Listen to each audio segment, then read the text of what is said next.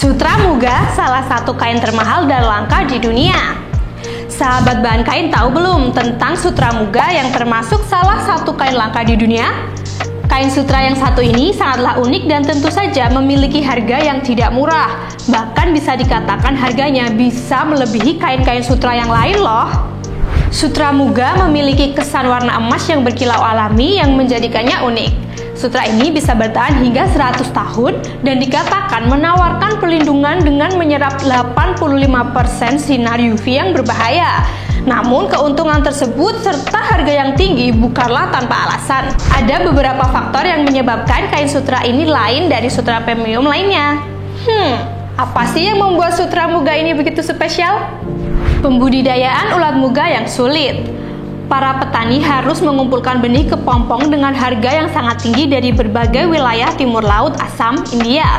Hal ini dikarenakan bibit Sutra Muga yang tidak selalu siap tersedia dan jumlah besar tenaga kerja manual harus dikerahkan untuk melakukan pembudidayaan muga. Nganga jantan dan betina akan dikawinkan dan kemudian betinanya akan diikat ke korika, sebuah tongkat dengan pengait yang terbuat dari rumput atau benang jerami di mana sang betina akan bertelur. Para peternak kemudian memindahkan korika tersebut ke pohon som, yaitu tanaman inang ulat muga.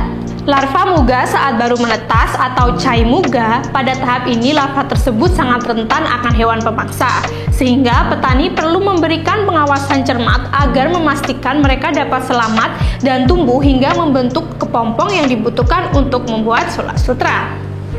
Setelah 1 atau 2 bulan saat larva sudah menjadi ulat dewasa, ulat dikumpulkan pada malam hari dan dimasukkan ke jali yang dibuat dengan mengikat daun setengah kering sebagai tempat untuk menampung ulat yang akan menjadi kepompong. Di sini ulat menganyam kepompongnya selama 3 hari hingga benar-benar memasuki masa kepompong. Tidak semua kepompong digunakan untuk sutra. Ada pula yang disimpan di cakoripera, yaitu kotak bambu untuk menyimpan kepompong dan ngengat agar petani dapat terus berternak ulat muga. Sisa kepompong yang menetas masih bisa digunakan untuk membuat kain yang lebih kasar seperti pakaian musim dingin dan selimut. Namun, kain muga termahal justru berasal dari kepompong yang belum menetas, karena sutra pada kepompong ini tidak robek dan dapat terurai menjadi benang yang panjang berkesinambungan. Bahan produksi yang langka dan mahal. Selain keterbatasan dalam penggunaan kepompong, penenun juga membutuhkan kepompong yang banyak. Ditambah lagi bagi penenun yang membeli kokon, harganya tidak murah. Untuk membuat sutra muga, pekerja harus mengurai kepompong ulat muga menjadi seutas benang panjang. Dan untuk membuat satu sari saja, membutuhkan sekitar 1000 kepompong. Sari terbuat dari sutra muga harganya bisa mencapai 99 juta rupiah, berkali-kali lipat lebih mahal dibandingkan sari-sari lainnya.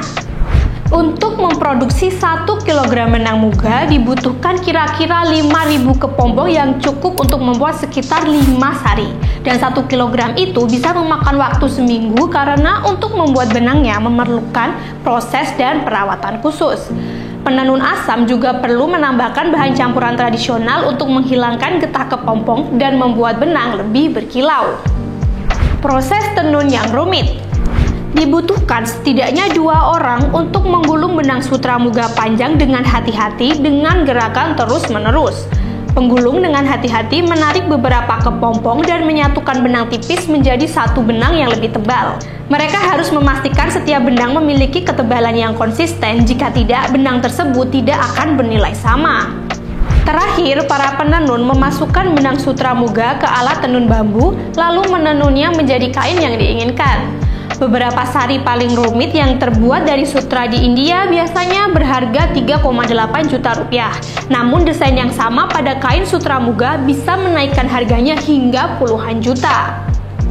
Namun ulat muga yang dibutuhkan untuk membuat kepompong yang juga disebut benih muga mungkin terancam punah.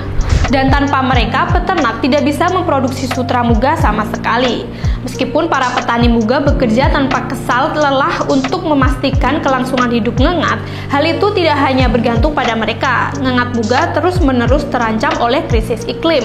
Ulat sutra muga dibudidayakan di luar ruangan dan sangat sensitif terhadap perubahan suhu dan kelembapan sekecil apapun. Perubahan iklim dan suhu yang disebabkan oleh pemanasan global pada saat ini bisa menjadi ancaman besar bagi keberlangsungan ulat muga dalam beberapa dekade mendatang.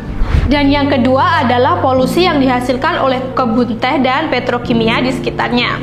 Kebun teh menggunakan beberapa bahan kimia yang sangat merusak seperti pestisida, herbisida, dan lain-lain. Bahan kimia tersebut memiliki efek toksik pada nganggat muga yang berdampak pada kematian dan kemampuan bereproduksi mereka.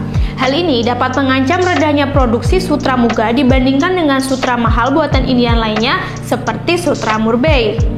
Sutra muga hanya bisa dibuat di wilayah Assam di India.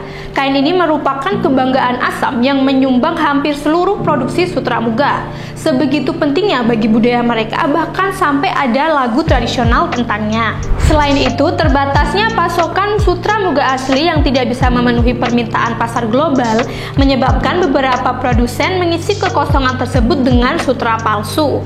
Untuk memerangi maraknya muga palsu, pada tahun 2007, pemerintah India menetapkan sutra muga Assam sebagai produk indikasi geografis atau GI yang dilindungi. Artinya, sutra muga asli hanya bisa berasal dari Assam. Nah, itu tadi penjelasan mengenai kain sutra muga yang langka dan terancam punah. Makanya nih teman-teman, mari kita mulai mencanangkan program ramah lingkungan agar bisa membantu keberlangsungan para petani dan peternak yang memproduksi bahan-bahan serat pembuat kain. Terima kasih sudah menonton video kami, semoga memberi ilmu dan wawasan bagi kawan-kawan. Jangan lupa untuk komen, like, dan subscribe ya. Sampai jumpa di video selanjutnya. Bye!